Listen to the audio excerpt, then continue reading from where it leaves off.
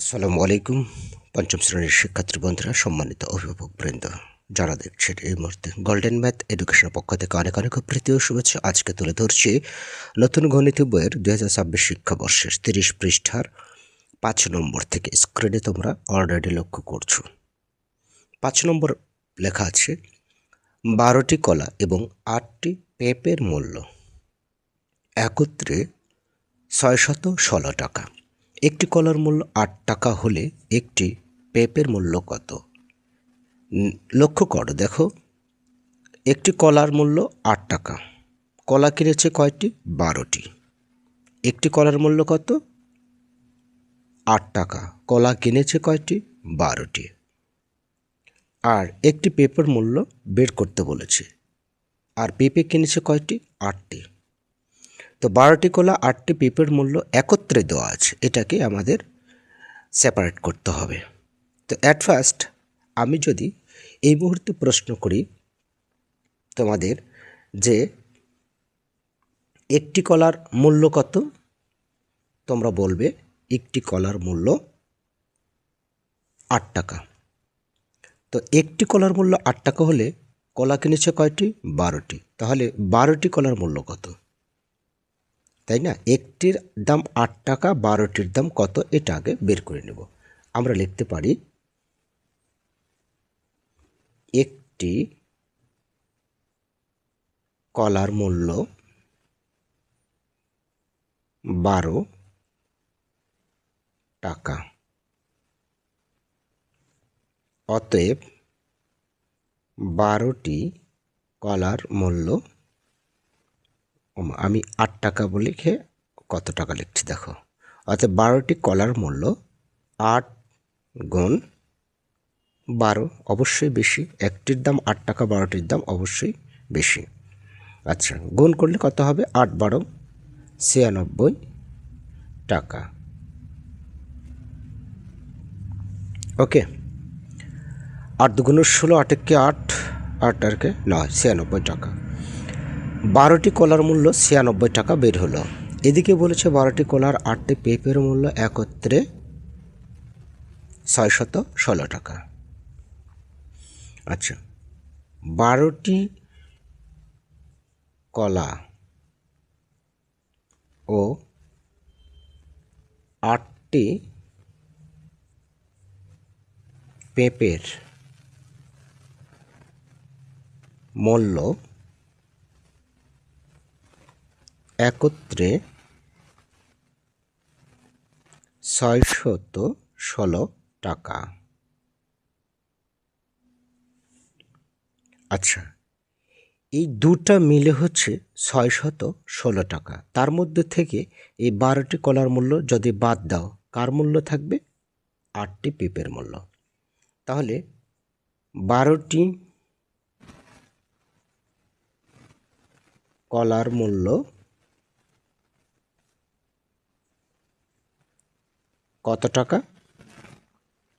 এই যে আমরা বের করেছি 96 টাকা। এখান থেকে আমরা বিয়োগ যদি দিই তাহলে 12টির কলা 12টি চলে গেল, থাকলো হচ্ছে 8টি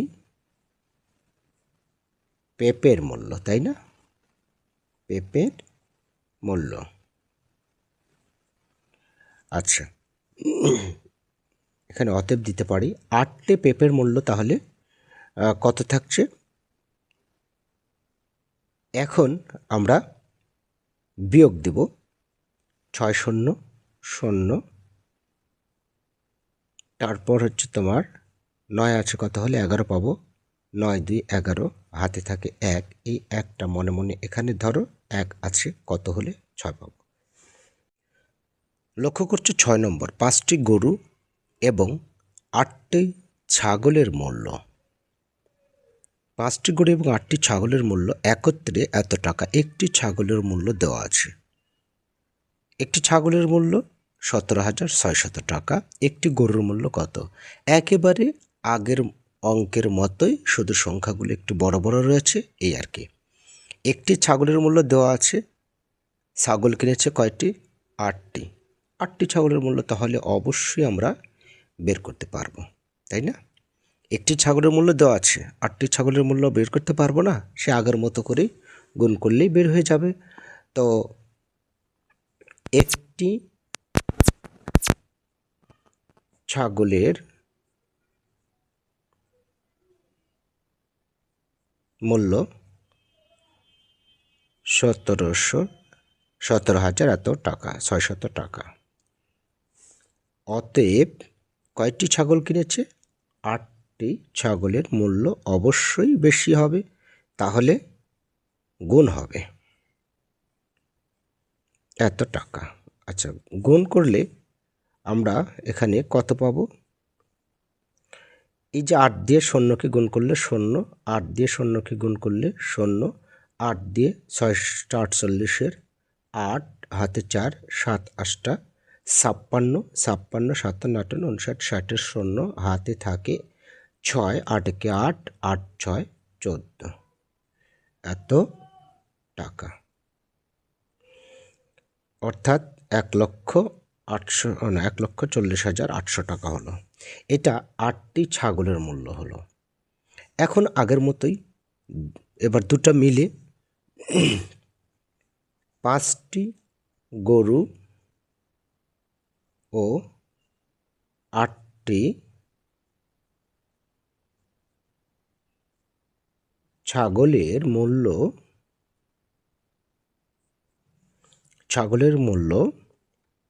একত্রে 6,2,5,8,000 টাকা। তার মধ্যে থেকে 8টি ছাগলের মূল্য বাদ দাও। 8টি ছাগলের মূল্য কত টাকা এসেছিল? এই যে টাকা, অর্থাৎ 1,40,800 টাকা। বাস, এবার এই 8টি ছাগলের মূল্য যদি বাদ দাও, 8টি ছাগলের মূল্য, 8টি ছাগল, এই দুটোর মধ্যে থেকে যখন 8টি ছাগলের মূল্য বাদ দিয়ে দিবে, এই 8টি ছাগলের মূল্য বাদ দিলে থাকে কত? 5টি গরুর মূল্য। অতএব 5টি গরুর মূল্য কত থাকছে? তোমার বিয়োগ করলে হবে 0 0 0 0, 8 8 মিলে গেল 0, 5 4 আছে কত হলে 12 পাবো, 8 4 12, হাতে থাকে 1 2, একের সাথে যোগ করে 2 হলো, সবসময় হাতের একটা নিচে যোগ করতে হবে।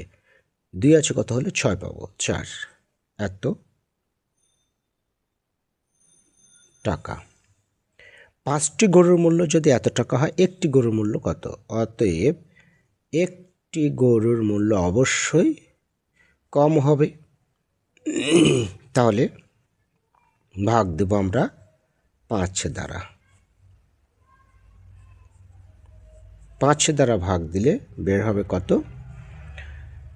5 দিয়ে যদি আমি 48কে ভাগ করি, 5 নং 45, 5 নং 45 বিয়োগ করলে থাকে 3, 35, 5 7 35 মিলে গেল, আর 3টা শূন্য বাকি থাকলো, এত টাকা। একটি গরুর মূল্য এত টাকা। সমস্যা নেই, 97,000 টাকা দিয়েও এখন গরু পাওয়া যায়, অর্থাৎ সময় উপযোগী, অঙ্কটা ঠিক আছে। এখন উত্তর আমরা লিখে দেব। উত্তর, একটি গরুর মূল্য এত টাকা। ওকে, আশা করি বুঝতে পেরেছ। নেক্সট 7 নম্বর। লক্ষ্য করছো 7 নম্বরটা, যে কেয়া এবং মারুফের মাসিক পারিবারিক খরচ একত্রে 70,500 টাকা। অর্থাৎ এবং কেয়া এবং মারুফের দুটো পরিবার, দুই পরিবারের খরচ একত্রে 70,500 টাকা। কেয়া অপেক্ষা মারুফের মাসিক খরচ 5600 টাকা, অর্থাৎ 5,600 টাকা বেশি। কেয়া ও মারুফ প্রত্যেকের মাসিক পারিবারিক খরচ কত, অর্থাৎ প্রত্যেকেরটা আলাদা আলাদা বের করতে হবে এখানে। তবে একজনের একটু বেশি আছে, অর্থাৎ মারুফের পরিবার। কেয়া অপেক্ষা মারুফের মাসিক খরচ একটু বেশি। তাহলে এখন বিষয়টা হলো, এই মারুফের মাসিক খরচ থেকে মারুফের মাসিক খরচ থেকে আমরা যদি মারুফের মাসিক খরচটাই যদি বাদ দিই, অর্থাৎ কেয়া এবং মারুফের যে দুটা পরিবার আছে, সেই দুই পরিবারের মধ্যে একটা পরিবার একটু বেশি করে। সেটা কত বেশি করে? ৫,৬০০ টাকা। এই ৫,৬০০ টাকা যদি বাদ দাও, তাহলে যে টাকাটা থাকবে সেই টাকাটাই দুজনে পাবে, অর্থাৎ সেই টাকার অর্ধেক পাবে কেয়া, তাই না? সেই টাকার অর্ধেক কে পাবে? কেয়া পাবে। অর্থাৎ এখানে আমি যদি অঙ্কটা ধরে একটু বুঝিয়ে দিই, তাহলে বিষয়টা আরও ক্লিয়ার হয়ে যাবে। এইখানে লক্ষ্য করছো, স্ক্রিনে লক্ষ্য করছো, আমি অঙ্কটা এভাবে বুঝিয়ে দিই। এই যে পারিবারিক খরচ একত্রে ৭০,৫০০ টাকা, এইটার মধ্যে কিন্তু দুজনারই আছে, কেয়া এবং মারুফ। এই মারুফ আবার এত টাকা খরচ বেশি করে, এর মধ্যে তো দুজনের আছে, তার মধ্যে ৫,৬০০ টাকাই কিন্তু বেশি আছে মারুফের খরচ। এখন এই ৫,৬০০ টাকা যদি এখান থেকে আমরা বাদ দিই, তাহলে যে টাকাটা থাকবে সেই টাকার অর্ধেক কে পাবে? কেয়া। সেই টাকার অর্ধেক কে পাবে? কেয়া পাবে। তার মানে এটা থেকে এটা বাদ দিয়ে যে টাকা থাকবে সেই টাকার অর্ধেক পাবে কেয়া। সুতরাং আমরা এখন এইভাবে লিখতে পারি যে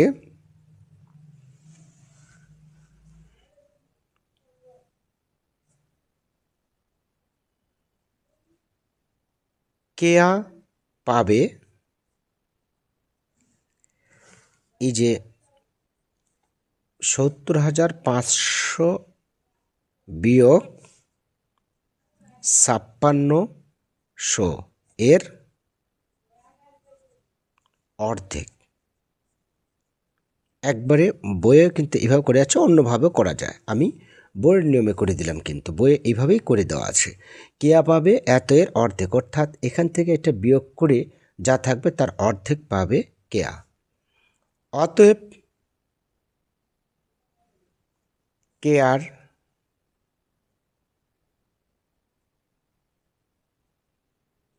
পারিবারিক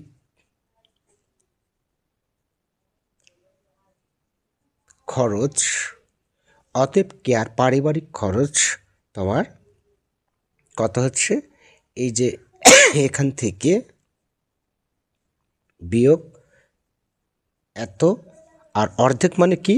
ভাগ দিতে হবে 2 দ্বারা, এত টাকা, তাই না? এবার বিয়োগ করে দেখি কত থাকে। 0 0 0, তারপর হচ্ছে আবারও 0, 9 6 15, তারপরে 6 5 হাতে 4, হ্যাঁ 6 5 6 6 4 10, হাতে থেকে 1 6, এত ভাগ 2। ঠিক আছে, এটাই হচ্ছে কেয়ার পারিবারিক খরচ বের হচ্ছে কিন্তু। ওকে, কেননা এই ৫,৬০০ টাকা অতিরিক্ত বেশি খরচ করা হচ্ছে মারুফ, এই টাকা বাদ দিলে যে টাকা থাকবে তার অর্ধেক পাবে কেয়া। 2 দিয়ে যদি আমরা এটাকে ভাগ করি, তাহলে 3 দুগুণ 6, 2 দুগুণ 4, তারপর 4 দুগুণ 8, অর্থাৎ 4 হচ্ছে, তারপর 1 5 দুগুণ 10, তারপর তোমার 0, এই 32,450 টাকা। এটা কেয়ার পারিবারিক খরচ। এটা কার খরচ? কেয়ার পারিবারিক খরচ, এই টাকা। এখন ওখানে বলেছিল যে কেয়া অপেক্ষা স্ক্রিনেও লক্ষ্য করছো যে কেয়া অপেক্ষা মারুফের মাসিক বেতন 5,600 টাকা বেশি। তো এই যে কেয়ার টাকা বের হয়ে গেল, কেয়া অপেক্ষা মারুফের বেশি। যেহেতু আমরা একটু ভালোভাবে গল্পের ভাষা লিখতে পারি, যেহেতু কেয়া অপেক্ষা মারুফের খরচ 5,600 টাকা বেশি, অতএব মারুফের মাসিক পারিবারিক খরচ, মাসিক লিখতে হবে, মাসিক পারিবারিক খরচ, এই যে মারুফে বেশি কত, কেয়ার চেয়ে বেশি, তাহলে এইটা যোগ 6,500 টাকা যোগ করে দেব। 0 0 0 0 আর 5 5 5 4 9, তারপর হচ্ছে তোমার 6 2 8, তারপর হচ্ছে 3, এই এত টাকা বেশি, এত টাকা মারুফের পারিবারিক খরচ। ওকে, এটাই এখানে বলেছে কেয়া ও মারুফের প্রত্যেকের মাসিক পারিবারিক খরচ কত। এখন আমরা উত্তর লিখতে পারি এভাবে, উত্তর কেয়ার মাসিক পারিবারিক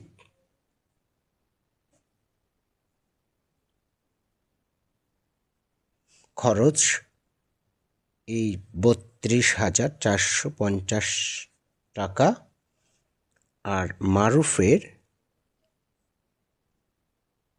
মাসিক পারিবারিক খরচ 38,950 টাকা। ওকে, আশা করি বুঝতে পেরেছ। এবারে নেক্সট আরও একটি অঙ্ক হুবহু এভাবে আছে 8 নম্বর। এবারে তাহলে রনি 8 নম্বর কি বলছে যে রনি এবং বাশিরের কাছে একত্রে 780টি লিচু আছে। একত্রে কতটি লিচু আছে? 780টি লিচু। তো আমি অঙ্কটাকে যদি এইভাবে আগে বুঝে নিই, এই 780টি লিচু আছে দুজনের মিলে, তার মধ্যে থেকে রনি অপেক্ষা বাশিরের 64টি লিচু কম আছে। অর্থাৎ কার কম আছে এখানে? বাশিরের কম আছে রনি অপেক্ষা। আগে ছিল যেমন কেয়ার কম, আর এখানে একই কথা, কেয়া অপেক্ষা যেমন আগে বলেছিলাম কেয়া অপেক্ষা মারুফের মাসিক খরচ বেশি, আর এখানে রনি অপেক্ষা বাশিরের কাছে 64টি কম আছে, অর্থাৎ বাশিরের কম আছে। তো বাশিরের কম কতটি আছে? 64টি। এই 64টি যদি এখান থেকে বাদ দাও, তাহলে যেটা থাকছে তার অর্ধেকটাই পাচ্ছে তোমার বাশির, কারণ বাশির 64টি কম আছে, তাই না? এখন এই অর্ধেক মানে কি? 2 দ্বারা এটাকে ভাগ করে দাও, তাহলে 3 দুগুণ 6, আমি আগে বুঝিয়ে নিই, অঙ্কের ভাষায় পরে লিখছি। তাহলে 1, তারপর হচ্ছে 5 দুগুণ 10, 1 8 দুগুণ 16। যাই হোক, এখন এই 358টি লিচু কে পাচ্ছে? 358টি লিচু বাশির পাচ্ছে, কারণ বাশিরের 64টি বাদ দেওয়া হয়েছে। বাশির পাচ্ছে 358টি, আর যেহেতু 64টি লিচু কম পেয়েছে বাশির, তার মানে 64টি লিচু বেশি আছে, তাই না? বেশি আছে কার? রনির। এখান থেকে রনির সাথে আবার যোগ দিতে হবে। 8 4 12 2, আর 6 6 12 2, হাতে 1 4। দেখো এই 422টি, এই 422টি থেকে 64 বাদ দাও, আবার 358। তার মানে অঙ্কটা সঠিক হয়েছে বলেই মিলে গেল যে রনির যে 64টি বেশি আছে, অথবা বাশিরের যে 64টি লিচু কম আছে, তার হিসাব ফুলফিল। কেননা 358 সাথে এটা যোগ দাও, যোগ দিলে কিন্তু সম্পূর্ণ লিচু বের হয়ে যাবে। 8 2 10 শূন্য, তারপর 5 2 7, একে 8, 4 3 7, 780। দেখো 780টি বের হয়েছে ফিগারটা। তার মানে আমি বলতে চাচ্ছি, যেহেতু বাঁশির এখানে কম পাবে, তাই এই 780 থেকে 64টি বাদ দিয়ে যা থাকবে তার অর্ধেক পাবে হচ্ছে বাঁশির। তাহলে আমরা এই ভাষাটা এখানে প্রয়োগ করতে পারি এইভাবে যে, কত নং সমাধান? 8 নং সমাধান।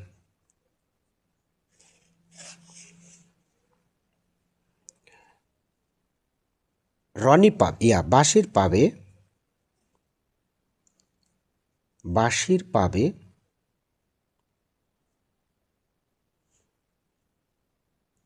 কত এর অর্ধেক? এ 780 বিয়োগ 64 এর অর্ধেক। ঠিক আছে, অর্থাৎ বাঁশির পাবে না, লেখা আছে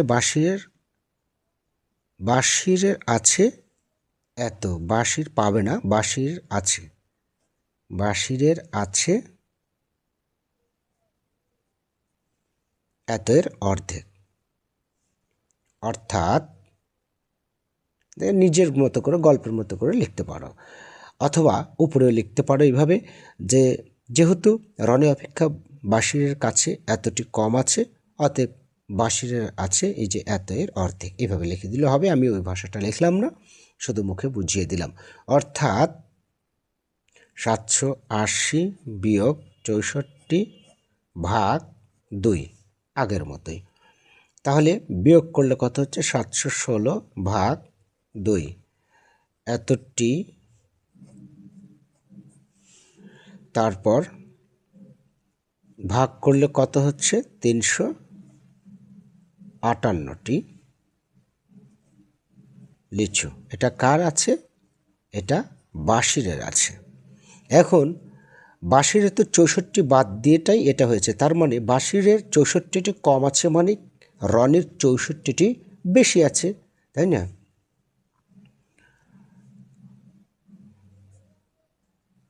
সুতরাং